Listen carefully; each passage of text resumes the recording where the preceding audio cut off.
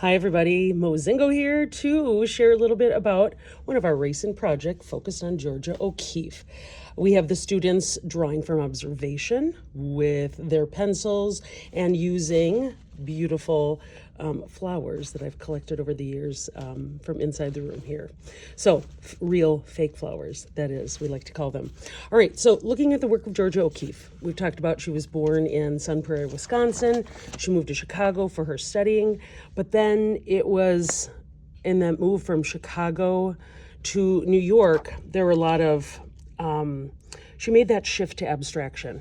Okay, and a lot of her work really fascinated with circles, with curved lines, things like that. She could express things through color and shape that she couldn't with words, one of her really great quotes. So we're starting to look at some of her pieces, specifically the really close-up flowers. So I'm having students observe the details, the edges of those shapes, and then starting to talk about the blending of oil pastels. Now, for some, this might be a little bit of a revisit, which is okay. We talk about students being, older, wiser, smarter in their ability to observe. But I'm having students, again, start from the middle. What are the things that they can see here, and even drawing bigger, which sometimes developmentally is a little bit more challenging for kids.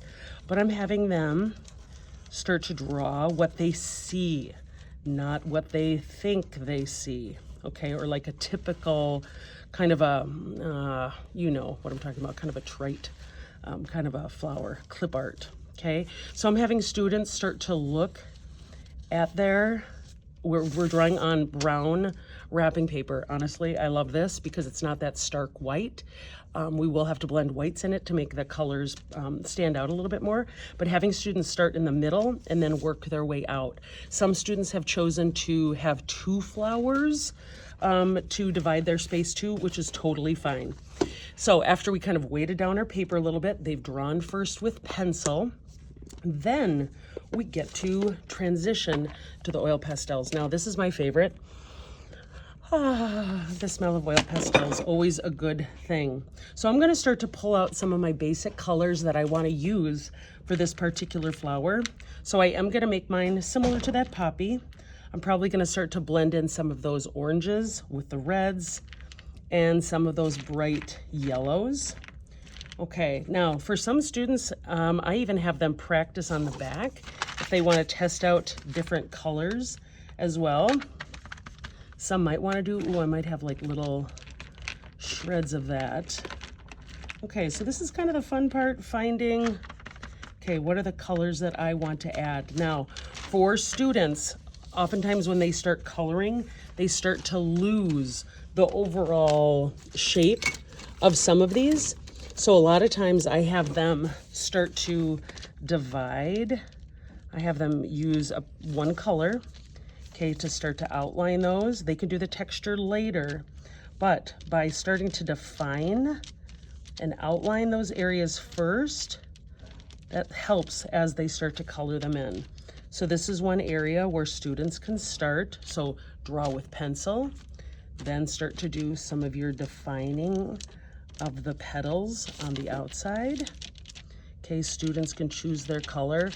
I find I tend to use black or white, but depending on the color of the flower, it could even be a different color too. I've also asked kids or let them know that it is okay to use different colored petals if they'd like to, okay? So you start to get the basics, do all of the outlining first. Once you've got that, then we can start to color in those other areas. Here we go. Could kind of keep going, right? Okay, so if I'm gonna start to use the red, here's another thing. Even coloring, cleaning off those edges of the oil pastel, always a good thing. Grab a paper towel from the sink area to clean that off. So let's just go ahead. Now, we also talk about oil pastels. The whole beauty of them is that they blend. So I'm gonna push really, really hard on here first. Okay, once I've pushed really hard, then I might start to blend in with another color. Okay, blend them together. And then once I found that it's all fully colored in the way that I want, I could start to blend with my finger. Now, this is where kids also get a little bit riled when we start to, if colors get blended. So watch this. If I just go back over, there's that red coming back in. Now, here's a really another cool part, right? We add white to make it light. So if I want to add some possibly like highlights in certain areas, I can do that first, and then I can start to blend in some of those oil pastels. Ooh, or if I want to start to highlight some textured areas in my flower, I can do that as well. But the goal is to fill the entire flower, each of the sections. After you've done that, then you can start to go back and define the texture. Once the texture and the whole flower is filled in, then you've got this area back here, the whole background. So, couple options. Some might choose to just do one color in the whole background. Okay, just color it in. It's okay if we get the tables dirty, right? Because that just means that we can wash them later. Okay, so I'll color those. Look at, some kids have even started to add in other colors, or you can mix colors together in the background to make it look a little bit more mysterious. That's okay too. Okay.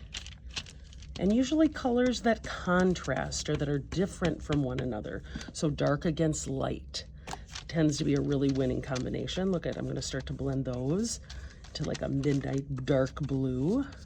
Okay, so ultimately, here we go. The flowers themselves, they emphasize observational drawing, so drawing what you see and not what you know. The techniques of using oil pastels and blending, highlights, adding texture. Once you're done with your flower, then you're going to fill that background. Remember, when we use these oil pastels, not really light like that, right? But very hard to capture that beautiful, saturated, gorgeous color. Okay, have fun. See ya.